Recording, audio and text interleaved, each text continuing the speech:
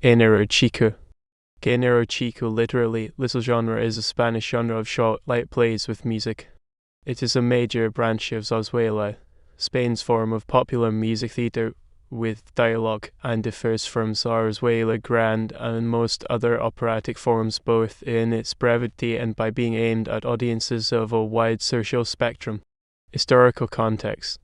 Zarzuela was developed during the reign of Philip Roman for 1605–1665, reigned from 1621, who during the 1640s began to commission musico-theatrical entertainments on mythological themes mixed with popular peasant song and dance, from the writer Calderón de la Barca working with composers such as Juan de Daver.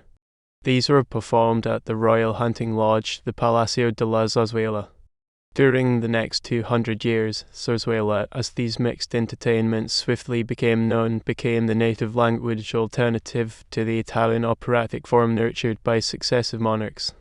In the 19th century, the country's tense political circumstances affected zarzuela.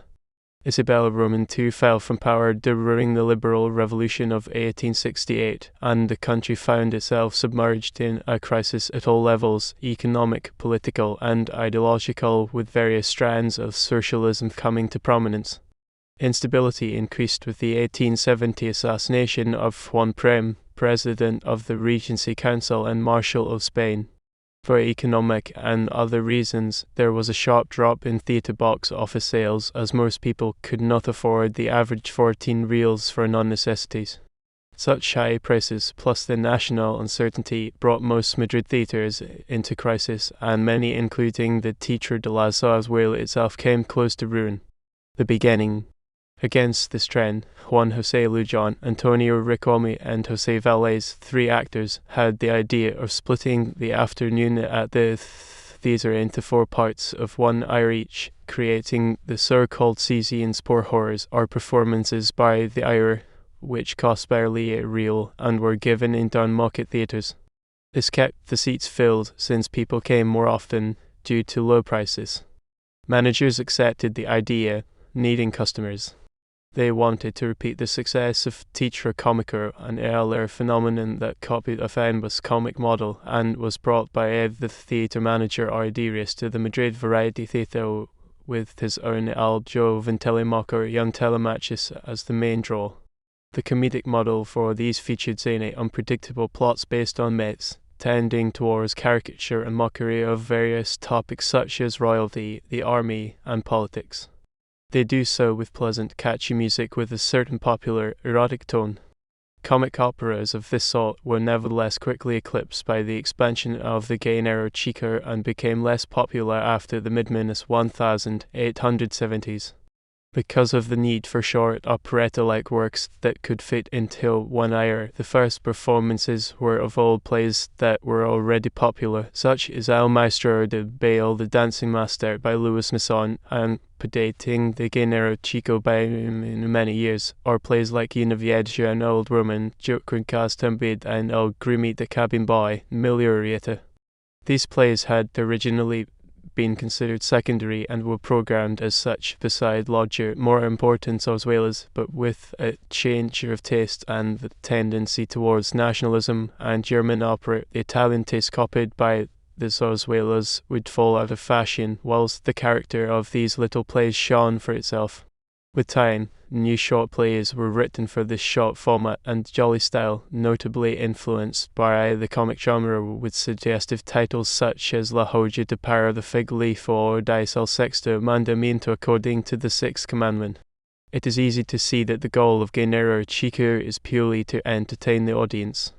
Unlike the serious, dramatic themes and complicated plots in zarzuela mayor, this genre presented simplified farces about everyday topics such as daily life in Madrid.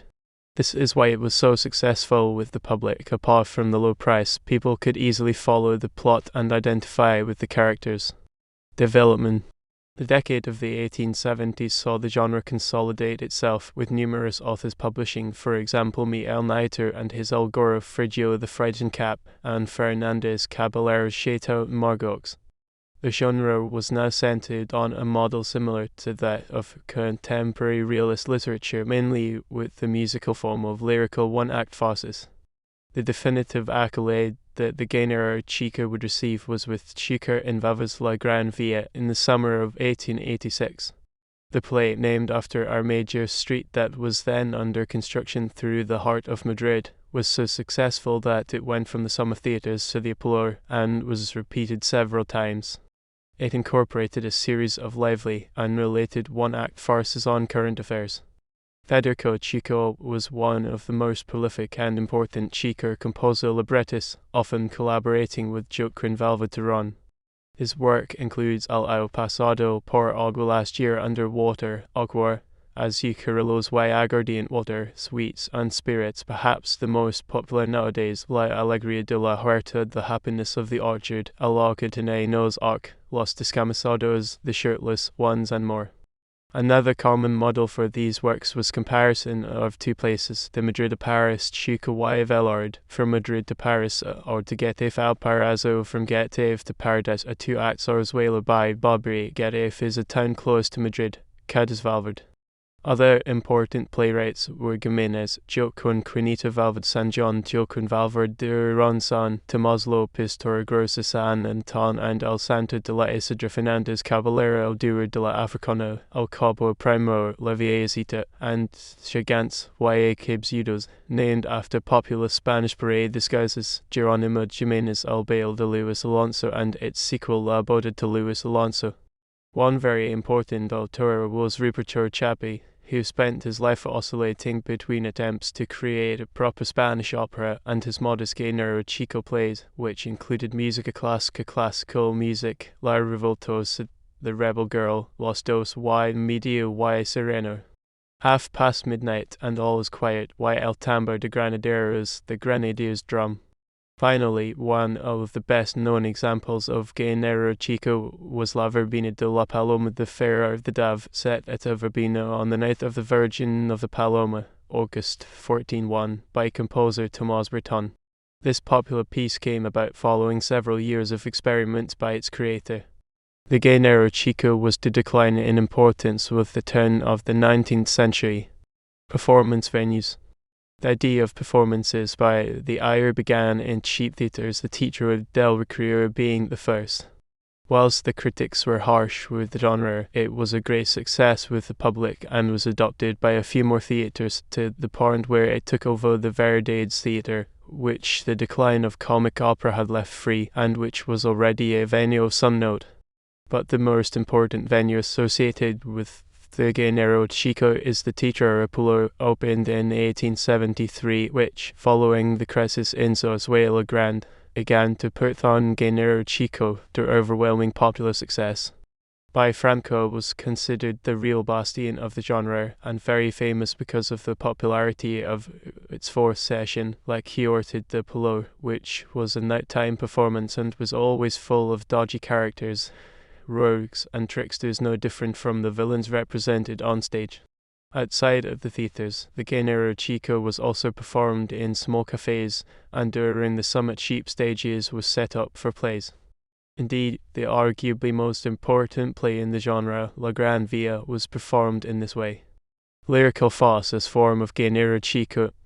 The main model for Género chico is the Sainete lyrico, or a one-act lyrical farce, thanks to the successful La Canción de la Lola Lola sung by Chico and Valverde in 1880. Although other genres are also utilized, the most important plays follow this model. The Sainete, established in its definitive form by Ramon de la Cruz, is the direct terror of the comic interludes or brief farces that were previously so popular. These are essentially short, independent pieces with music and often dance. The Género chico evolved from this form towards a relatively faithful portrait of everyday Madrid life in keeping with the above-mentioned realism. However, unlike realism, which lingers in the darker and murkier aspects of reality, such as poor, marginal sections of society and the violence running through them, the Género chico, whilst dealing with low-class neighbourhoods and uneducated people, concentrated on the jollier, picturesque aspects of Madrid, such as the dialect of the characters and their most jovial facets. Moreover, as a unique characteristic of the genre, the constant presence of open-air parties, often at night, which appear at the beginning of the plays in order to situate them, and at the end as denouement. Libretto.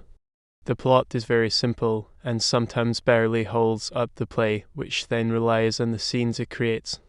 In a majority of cases, it consists of a simple love story with the same basic structure. A couple is in love, but some outside difficulty prevents them from consummating their love always by marrying each other in a happy ending. This difficulty is overcome, and this story ends with a public denouement, a happy ending, and an implicit or explicit moral, as well as asking the audience's favor at the very end.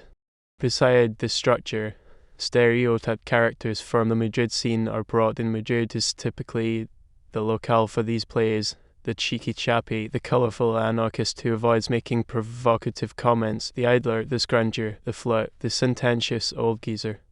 There usually aren't any educated characters. Instead, popular folk wisdom is represented. The Género chico was always fiercely current. The actors make references often in the songs, into which extra verses are added to the outside world, with this news aspect of the play being even more important than the actual plot. There are mentions of politicians, external events, and so forth, all as a way of connecting with an audience of humble culture. To this effect, the unity of what is going on in the play is broken, and the spectator is drawn in with the actors without actually getting on stage. The text is usually in prose, although some of the first plays alternate between parts in prose and in verse. Moreover, the language used is deliberately vulgar, with fashionable expressions and badly pronounced foreign words and references. Jokes and other semantic aspects were not originally part of the scene, but were subsequently incorporated by conterers. The music was then justified by the text, people dancing in the street and such like. There is also theatre within theatre, as well as orchestra in the text. All these features aim fundamentally to create contact with the audience. Music. There is disagreement regarding the relevance of the music itself. While some writers consider it always subordinate to the text in terms of importance, others, such as Ramon Bars, have theorized that the music comes first in the composition of the work. Incoherent texts called monsters merely gave the librettist a rhythm to which he must fit his words. These words were then often inexpertly fiddled with by the composer. In any case, the music does not usually correspond closely to the action, but rather is something in the background, sometimes coming in unexpectedly. The musical part varies greatly in length, the plays with most music being Oquer, as Yucarillo's Y Aguardiente and La Verbena de la Paloma. Normally, the plays are preceded by a musical prelude, and occasionally have little intervals or music for dancing, and finish with a short finale in which the music from some previous scene is repeated. There are usually passages read over background music in singspiel style.